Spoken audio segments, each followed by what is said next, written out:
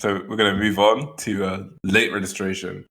There's not much context I want to give to back this album. I think that like the first two Kanye albums kind of came out in a very close span and feel like they're in a similar mindset.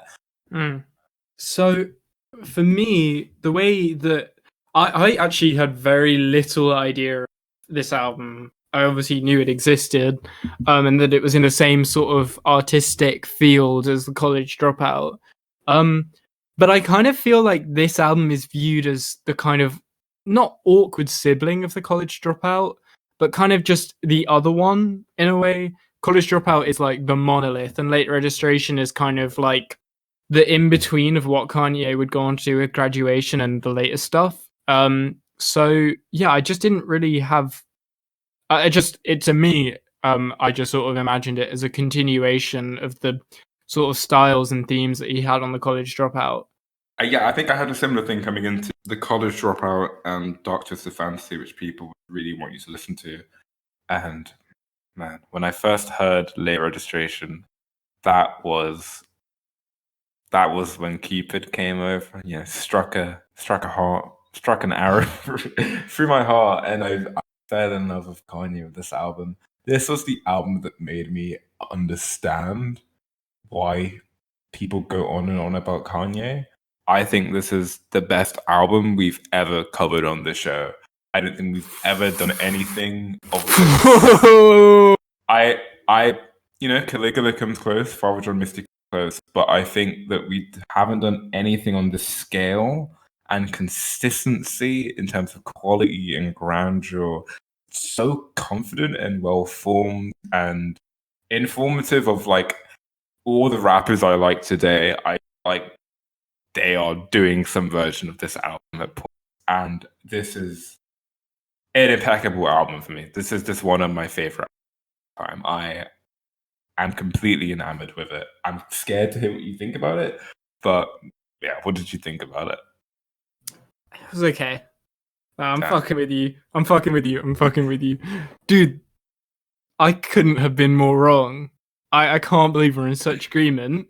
This is insane. I was just looking through the track list as you said that, and I was just consistently blown away by this album's track list. It's flawless. It's incredible. I don't know how this doesn't have more clout. I feel like looking through the track list is like looking through the Abbey Road track list. Yeah. Every song feels like a classic, and I think when we look back at the DS time, it's gonna hold up. Yeah, dude. Like honestly, because when I came to listen to it again, I kind of had that view of like this is just The College Dropout like part 2, and oh my god, then Touch the Sky came on, and I was like, this like because I've just heard that at fucking house parties for the last like 5 years, but oh my god, that song's incredible. That is like, it blew my mind. I sat there and I was just grinning from ear to ear the whole time. I was grinning ear to ear throughout that whole introduction of yours because you're right. This is a insanely amazing album. Everyone sounds better on this album. Every single person that touches this album is elevated by it. It has the To Pimp a Butterfly effect of like no one on the album is bad. Yeah. Somehow like Adam Levine from Maroon 5, beautiful on this album. Like genuinely, I get misty-eyed listening to I know. Heard Him Say, which is gobsmacking to me. Heard Him Say is a beautiful fucking opener. Because when I first started listening to it, I was like, oh damn, maybe it's going to be like more of like a chill fucking, like relaxed one. And I was happy for that. The album cover is a bit more like muted. But no, I was fucking wrong. That album cover is not muted. That is Kanye walking through those massive fucking doors and going, this is it. This is the album. And he blows you away, constantly jumping around from sound to sound and mastering every single one of them. I can't think of a tone that he doesn't excel at in this album. I feel like he just covers life here. It is honestly like, it is the Do the Right Thing of Kanye's like. Yeah. When I say it's the best album we've covered, there's not a single album that we've done where there isn't at least one song where I got a little bit bored or a little bit like this is repeating similar themes, or if the album didn't have the song, it wouldn't be the end of the world.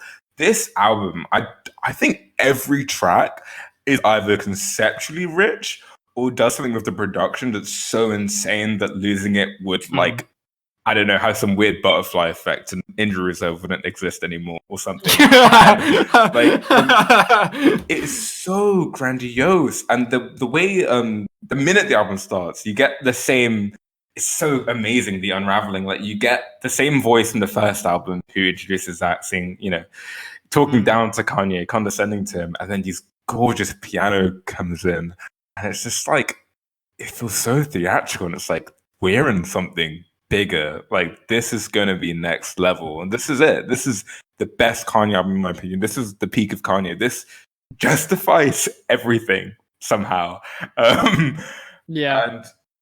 And God, this is like, no, dude, this is another level in the pantheon of like this. When Kanye rants about being a genius, I can't really fault him, because if I'd made this album, maybe I too would go from egomania, Yeah, I completely agree. This is one of those albums where we review it and you can ask me my 3 favorite songs and they could be a different song every other fucking time. The song My Way Home, which is 1 minute and 43 seconds long, is amazing. That song is beautiful. And the skits, like in the first album, they're so funny as well. Everything is stepped up. In the first album, I kind of wrote about the skits in combination with the tracks. Like I have a little bullet point for each track, and I'd include a skit in like the bullet point, right? Here, each skit gets its own bullet point because each one has its own kind of thesis statement. Yeah, it does something really beautiful to kind of link the themes of the album together. Really funny and really consistent. This album is so much more conceptual than. And it has a real arc. Like it starts off about kind of broke fight broke, this fraternity of broke black people, and it's almost like Nietzschean. Like it's about like black people internalizing hateful ideas about them and poverty, and like internalizing poverty is like a defining feature of blackness. And then this arc goes throughout the album to the ending where Kanye is found out for being a black person that refused to view himself in that lens and aspire to be more. Yeah, and he's kicked out. And then Gone kicks in. This is it. Kanye's out of that mentality. It's not like, it's not TBAB. It's not banging you over the head with a concept, but it is really cool. Yeah, also to counter that incredible description, the line... if I'm wearing clothes today, no one else is because I'm wearing the clothes. Is that's so good. Probably better than most stand-up comedy happening right now. It really is. And there's the one about, do you remember eating cereal with a fork just to save the milk? Oh my god! It's this album is. I found it exhausting to listen to because what happened was a track would end. I wouldn't be done taking notes because there's so much to write about in the lyric. The next track would start and my brain's going to overdrive because I'm like, oh shit, this one's amazing too. And that this one's amazing too feeling doesn't stop for 20 tracks. And it's exhausting. Like, I don't know if you felt this way, but this is, for such a long album to be so consistently adrenalized. Yeah. To touch on the more, so with Kanye, he has this reputation now as well as being an egomaniac, but also being heartless and unknowable. And 2 beautiful, beautiful moments on this album completely like get rid of that image or show that he wasn't always that way. And I'm obviously talking about Roses and Hey Mama. These are just gorgeous songs, and honestly, the lyrics are so direct and touching that I found it difficult to believe that this was the same person who is seen that way now. Saying things like, just saying to his mother that he's just proud of her is just gorgeous, and it's not like it's not coming from this place of I'm such a fucking success, I'm so proud of you. It's not condescending. It's just he's just proud of his mother for doing her best all the time. So like Roses is a gorgeous song that anyone can relate to when losing a family member gradually. And the line that like drives home the point of the song, it's like, we don't send flowers because we're the roses. Fucking kills me. It's beautiful. There's so many lines in this album that make me want to cry. Like the line about watching his mother cry on the ground, and he kneels beside her and says, "I'm gonna love you until you don't hurt no more." And it's not even like he talks about he's gonna like buy her a mansion and things, but it's not even just like I'm gonna financially support you and provide for you as a man. That emphasis on like I will love you, like I want you to know I'm proud of you. Like I think it's so much more emotionally delicate than the usual narrative of like sons who are gonna grow up to be big men to provide for their mothers. Yeah. He's being really maternal, ironically. Oh yeah, I think maternal is the perfect word. Like, he just genuinely knows how hard that his mother has worked for him, and now he wants to do the same for her so that he never has to see her in that pain again. And I think that kind of love, just like utterly shatters any preconceived notions I have of Kanye as a dickhead. I mean, obviously there's the person he is now. But at the same time, like, one thing I'm so glad about this album, like, it's not the College Dropout, it's this album that made me, like you said, appreciate who he is as an artist, but also who he is as a person. And not, it doesn't mean he's a good person, but it really grounded him for me. And I could relate to him. I think this is the only Kanye album where there are no yikes lyrics. Like, I totally agree. In my opinion, there's no corny lines in this album, and there's no like weirdly politically incorrect line where it's like, why would you say that? The closest is maybe Gold Digger, which I've heard people accuse of misogyny, but I mean, I want to hear what you think. I don't take this as misogynistic. It's just very playful. Honestly, I feel like it's just kind of celebrating, like, the like fucking chasing the bread. Like, I feel like it's just kind of like she's fucking chasing that bread. Look at her go. Like, it feels comedic. Like, it's like, isn't this the shit that happens in our social circles? Isn't that funny? Who gives a fuck, really? I don't want to talk about graduation too much now. We'll get to the next episode. So, Drunk Hot Girls, I think it's kind of a gross track, and there's a real sense of like, we go through too much shit to deal with these drunk and hot girls. Like, there's a real like resentment of women on that track, like genuine just disgust that he has, and it's really weird. But it's a similar concept, right? Like, these men are complaining about gold diggers to some extent, or painting pictures where people are being exploited by gold diggers, or celebrating gold diggers. But it never feels like angry. Again, it feels like a flex, almost like, well, I got gold diggers. Like, it feels playful, like you said. It feels lighthearted. This is the only like non-problematic Kanye album, other than maybe 808s, which is pretty fair. There's nothing wrong with this album. For me, it's perfect. Yeah. I'd say, nothing like comes to mind. Like, I feel like I don't know this album yet to be like, this is completely flawless. But at the same time, I listen to it and I just consistently think, that was an amazing song. That was an amazing song. That was an amazing song. I can't believe the Game track is so hard hitting. There's a line, crack raised the murder rate in DC and Maryland. We invested in that, got Merrill lynched, and we'd be hanging from that same tree ever since. Like, that's such an insane line. This album is just in a different stratosphere of I hope I don't sound too kind of love struck, but no, I think you've definitely balanced out your like positives for Kanye against your negatives. You don't just sound like a rabid Kanye stan. I would say, what I want to say is, I do feel like Kanye's flow and lyricism really stepped up in this one. Like, while I said he was really funny in that first album, there were times where I really did feel like I was like, okay, I'm gonna need more from you on this. Whereas I feel like, because I feel like he's either on that first album, he's either rapping quickly, or saying something funny.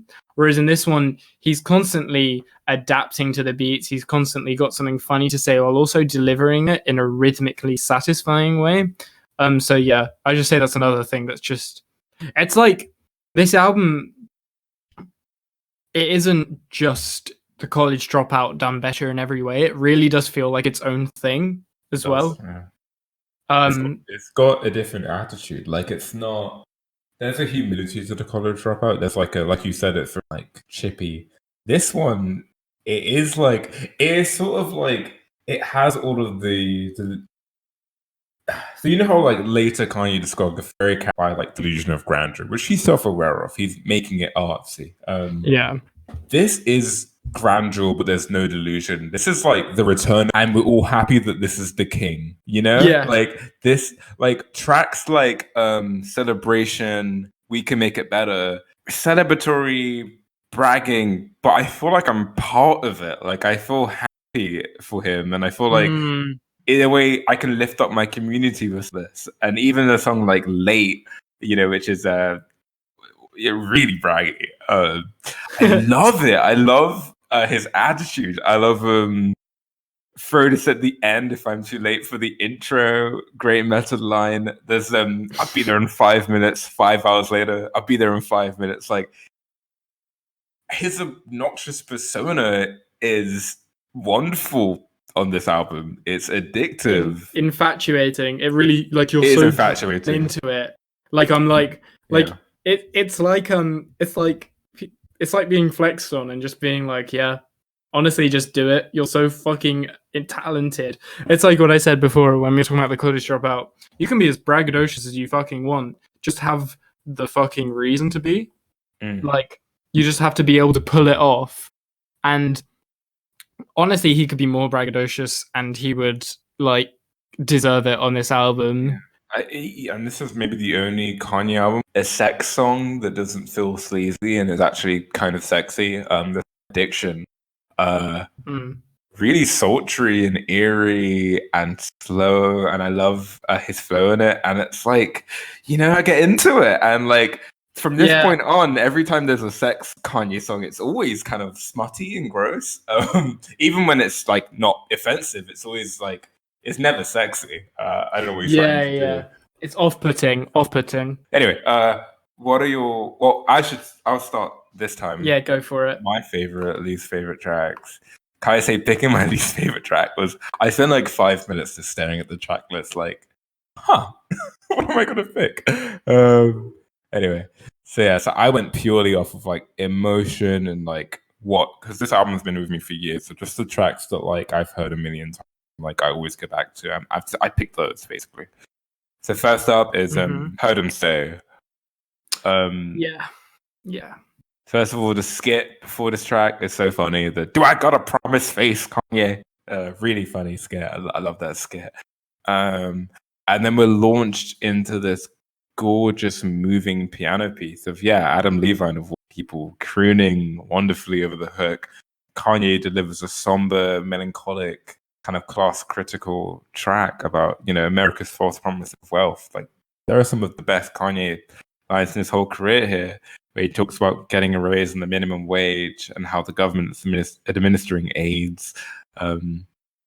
He says the things we see on the screen are not ours, you know, but these niggas from the hood, so the dream's not far. Like this is always this dangling dollar above the head of the black community. He references kind of they put them lottery tickets just to tease us. Like it's a really potent, sad track and like a really great tone setter for the album, along with, you know, Touch the Sky, of course. This is really, I adore this track. Another favorite of mine is We Major. This euphoria in a song. This is the best Kanye song, in my humble opinion. This is the greatest Kanye song. This is up there with, when we talk about the best songs of all time, you know, I think this is in that conversation. Yeah, I cannot believe how amazing the beat sounds. There are so many flavors. Right? Yeah, I was walking around like 2 hours ago, and the sun was setting, and this song was playing. I was just in awe, in awe. Oh my god! It's 7 minutes of just total and utter bliss. Like, it's one of the most gorgeous beats I've ever heard. Like, this is up there with Heroes and She's So Heavy. Like, Yeah, this is I in the agree. pantheon, you know. Fuck you, white people. It's not mine. I'm not racist. But yeah, really dough sounds amazing. God damn, wait, that hook is so smooth, man. How I keep blazing, it just goes so well. And Kanye is just spitting raw here. Sounds buttery. His flow is so nice. It's just the prime example of how you do an opulent, luxurious, theatrical bragging track. And this won't be nothing comes close to this until maybe Wesley's Theory in terms of a track about just how intoxicating wealth is and success. I adore Nas's verse on this track. Of course, Nas is a hip hop legend and genius, and I love that his verse is just his manager bringing him the beat and telling him you got to spit, and he's just trying to figure out what he's about, and he does these really inadvert brags of I could talk about what the hose of the ice. I'm not sure. I got to pick. They want to hear about how they want another Illmatic, and then that made me crack up. Buddy, and everything in this track oozes swagger and glitters with confidence. This is Kanye at the height of his powers, and like you said, pure euphoria. It really cements Kanye and John Bryan as some of the best producers of all time. It's so rich, you can get lost in it. You can swim in it. It gets you high. And it feels like Kanye was aware that he just made the best hip-hop song perhaps ever. Or one of them at least. Where he comes in, the beat stops, and he's just like, "Can I talk my shit again?" And then I was so happy when that happened. Him just going off about thanking everyone in the room for helping him make the track, referencing John Bryan, Campbell. I love the bit where he's like, he sings quite beautifully. Don't you agree? Don't you agree? It sounds like a classic Nina Simone moment, where she's congratulating the saxophone players or something. And the line, we want you to get used to this. It feels like this is a moment when it's a very good encapsulation of that feeling of what I imagine it must have felt like for Kanye making it, and I'm actually here now, and this is the euphoria it felt, and people saying we want you to get used to this. This is just life now. Of course, he'll burn out and be horribly depressed for the albums to come, but this is a great artistic display of just that feeling of the intoxication of success, which is really exciting. Dude, you can edit this out. Yeah, go on. This is Mattie talking to Josh. I literally put a photo of the sky, and with this bit where Kanye is like, "Can I tell my shit?" And I was like, "Damn, I cannot let Josh." I put it on my close friends, and I had to take you off so you wouldn't see. But I just put it on, and I was like, "Dude, it's just bliss. It's just beautiful. It's a fucking amazing song." That's beautiful. You better put me back on that close friends. Oh, you're back, don't worry. All right, make sure. I probably the longest I've talked about a song in my favorite track segment, but this is one of my favorite songs of all time. One of the most important songs of all time. And it's not even political. It's just it just from sounds good. Arrangement standpoint, this is just genius. My last favorite track is Hey Mama. I talked about this and why I really love it. It's always nice to listen to this on Mother's Day.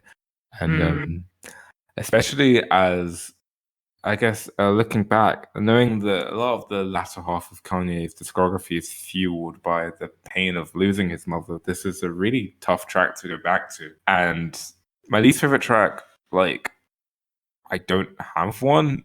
If I had to pick, I said we can't pick skits for you, so I ruled that out for myself.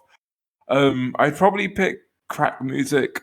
It's a really moving track that talks about systemic oppression in America with drugs and, pointing out Reagan and Bush's flaws. Kanye spits really hard with some of his headiest lines. The Game even does a good job. it's my least favorite track because I guess it's slightly repetitive. The beat is like a marching beat, which I really like, but I guess it's like not as amazing as every other track. I have nothing really bad to say about the song though. So, but if I had to pick, I'd pick Crack Music. And yeah, overall, I'd give this album the strongest of records. I think everybody should listen to this. No matter where you're from, who you are, what you think you like, I don't care. You have to listen to this album. I think it's impeccable, gorgeous, and genre defining, honestly. Strongest to recommend. How about you, Matt? Yeah, so like I said before, this is extremely difficult. So excuse me. So these might not be my favorite songs, but these are songs that I would hate to not have talked about. First up, Diamonds from Sierra Leone. Oh my goodness. When Forever. Yeah. When the strings build up and he repeats that, it is so powerful. This is music that I'm like. This is music that really made me just appreciate the like innate power of music on the soul. Like, there's obviously things like, yeah, we brought up TPAB that are like these immense artistic masterpieces, but there's something about the raw intensity of some of these songs that just make me fundamentally examine the power and the importance just that music has over us inherently.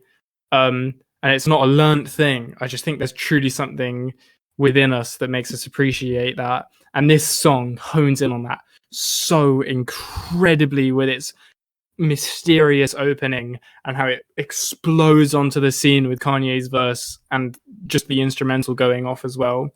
Absolutely insane track. I mentioned this before. Roses is just like a gorgeous track, and I think it covers a lot of the way that I feel about the importance of family for me. Yeah, man. I mean, it's just like like but he's like it's such a incredibly well told story as well, which I think is such a powerful way to talk about this subject matter, because it's so, the things about stories is that they're so incredibly relatable, and that's why I can relate to this song so much, is because I feel like a lot of people have been there when there's just an old person in the hospital and you're just doing anything you can to show the fucking love that you have for them, and the things that get in the way as well, like fucking stupid like people asking you to sign a t-shirt signs at times like this. I was just about to say, this is one of the very few songs that really pulls off the woe is me, I'm a celebrity. Like, this is one of the few songs I genuinely thought, yeah, that must be really fucking insane. Yeah, no, you're so right to point that out. Like, the fact that his celebrity status meant that it was getting in the way of his ability to say goodbye to one of his loved ones. That is a hardship that would get right to your soul. And yeah, and then also he covers in amazingly well like the powerlessness on this song. It's another one of the amazing ways that he grounds himself on this album. He talks about just wanting to look at the X-ray. He's not an expert, but maybe he can see something.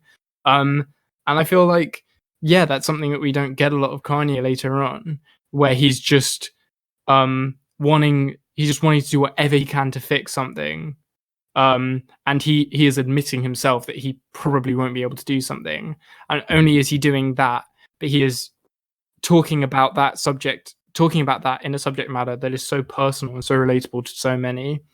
So yeah, it's just a beautiful song. Honestly, I don't want to throw around the title of some of the best hip hop songs of the 2000s. But honestly, this album probably has a few of them. I'm not fucking around, and this is probably one of them. And finally, I want to shout out "Touch the Sky" for being an incredible house party song. This is on a completely different note to Roses, but because that was getting a bit fucking sad. But "Touch the Sky" is such a moment of pure joy, along with "We Major." But "Touch the Sky" is a different type of euphoria. "Touch the Sky" is just, you've hit the fucking peak. And And again, it's that Curtis Mayfield sample. Yeah, bro. Like, how do you fucking pull this off, man? Like, Also, shout out to Lupe Fiasco. He was like one of the most cutting edge, cool rappers in the 2000s. He really fell off and he hit 2010. But yeah, I love that line where he references him looping the third. Cool shit. yeah, that shit's fucking awesome. And just, yeah, I think there's something about this that's incredibly infectious. And the first time I heard it, or when I saw it coming up in the track list, I was kind of like, man, I don't know if I'm going to be able to like appreciate this just sitting in my room alone with my headphones on.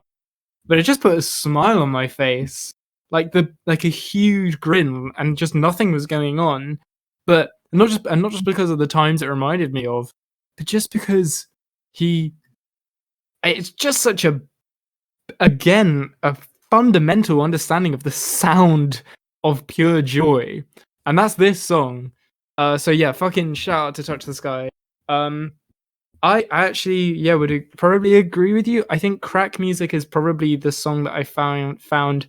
I just didn't have anything to sink my teeth into with this, apart from maybe the like biting political satire, like the idea of like calling kind of hip hop music and like music of like black communities crack music to comment on the war on drugs is genius. Like that is such an incredible lyrical play. Amazing bit where Kanye describes making as like making crack, and he's like, I can't remember exactly. He said like we boil this shit down and we sell it to the mass white people like it more. Like that's amazing. Like that is incredible.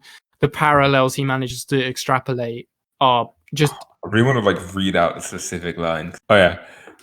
So Kanye says, so we cook it, cut it, measure it, bag it, sell it. And it's like, that's just such a dope way to describe making a track. Anyway, I love it. Yeah.